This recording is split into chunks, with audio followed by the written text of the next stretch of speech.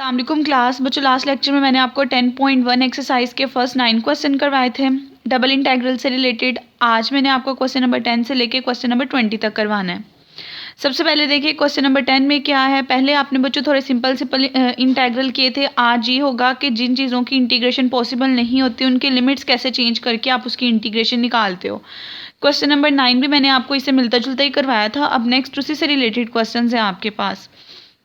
10 में देखें आपको एक फंक्शन दे दिया y, कोस की जो एंगल है x का स्क्वायर dx dy है। x की लिमिट बता दी है 4 और y स्क्वायर है और y की लिमिट बता दी है 0 से 2 है। अब देखिए जब हमने इसे डायरेक्ट इंटीग्रेशन करनी होगी dx की x के रिस्पेक्ट से तो वो पॉसिबल नहीं है। अगर तो cos x होता देन इसकी इंटीग्रेशन पॉसिबल थी, या cos x स्क्वायर के साथ इसका डेरिवेटिव होता, यानी उसके एंगल का डेरिवेटिव 2x आ रहा होता, तब इसकी इंटीग्रेशन पॉसिबल थी। ऐसे डायरेक्ट इसकी इंटीग्रेशन पॉसिबल नहीं होती। इस वजह से हम अपनी आसानी के लिए क्या करेंगे, इन दोनों के लिमिट्स आपस में चेंज कर देंगे, इन दोनों की पोजीशन आपस में चेंज कर देंगे। जब इनकी पोजीशन आपस में चेंज होंगी तो इसके रिस्पेक्ट से लिमिट्स पे भी असर पड़ेगा, लिमिट भी आपस में चेंज होंगी।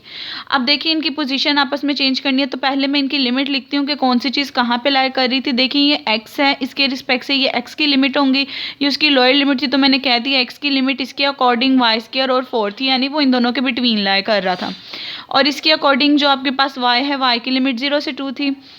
जब कभी ऐसी सिचुएशन आ जाए तो आपने क्या करना होता है, दोनों में से देखना होता है फंक्शन कहाँ पे बन रहा है, कहाँ x और y इन्वॉल्व हो रहा होता है, उस वाली चीज़ को उठा के नई लिमिट्स बनानी होती हैं। अब देखिए यहाँ पे फंक्शन इन्वॉल्व हो रहा है y और x का, तो आप यहाँ से लिख सकते हो इक्वालिटी भी आ रही है कि x इक्वल्स टू वाई का स्क्वायर है।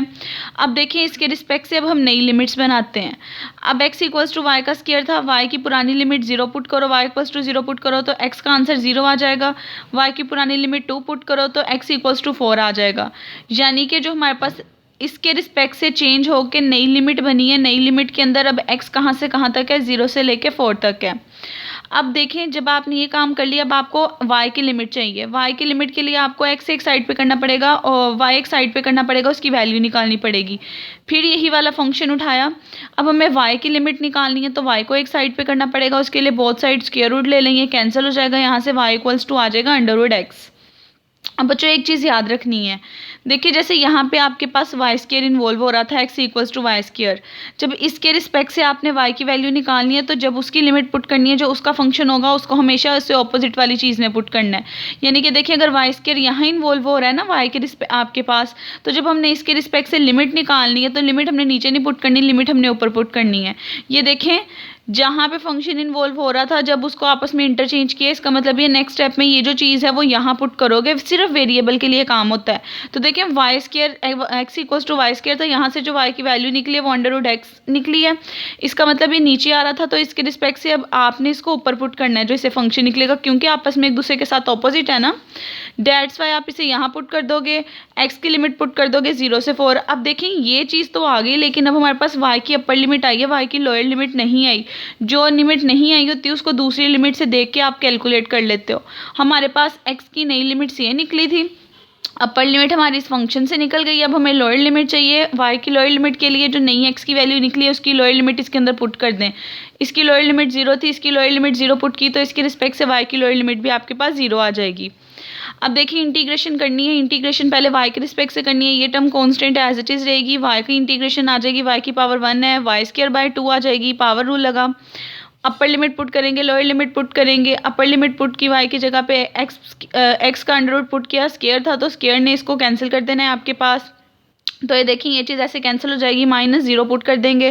कांस्टेंट वाली टर्म जो थी एक साइड पे मैंने लिख दी, उसके बाद इसे सिंप्लीफाई किया। सिंप्लीफाई करने के बाद अब देखें आपको x के रिस्पेक्ट से इसकी इंटीग्रेशन करनी है। अब देखें x का स्क्वायर है, इसकी मैंने आपको बताया था सिंगल की इंटीग्रेशन पॉसिबल नहीं थी, लेकिन अगर एंगल का डेरिवेटिव साथ हो तो पॉसिबल है। अब x स्क्वायर का अगर मैं डेरिवेटिव लूँ, इसका डेरिवेटिव बनता है 2x। क्वेश्चन के अंदर x आ रहा है, हमें इसके साथ 2 चाहिए, हमें 2 चाहिए था, इसलिए मैंने क्या किया, नेक्स्ट स्टेप में 2 से मल्टीप्लाई और 2 से डिवाइड कर दिया। जब मैं 2 से मल्टीप्लाई और 2 से डिवाइड कर दूंगी, अब देखिए फंक्शन भी आ गया है, फंक्शन के साथ उसका डेरिवेटिव भी आ गया है। अगर ऐसा सीन आ रहा हो आपके पास कि ट्रिग्नोमेट्रिक फंक्शन की बात हो रही हो और फंक्शन आ रहा हो उसके साथ उसका डेरिवेटिव आ रहा हो, तब उसकी इंटीग्रेशन पॉसिबल होती है।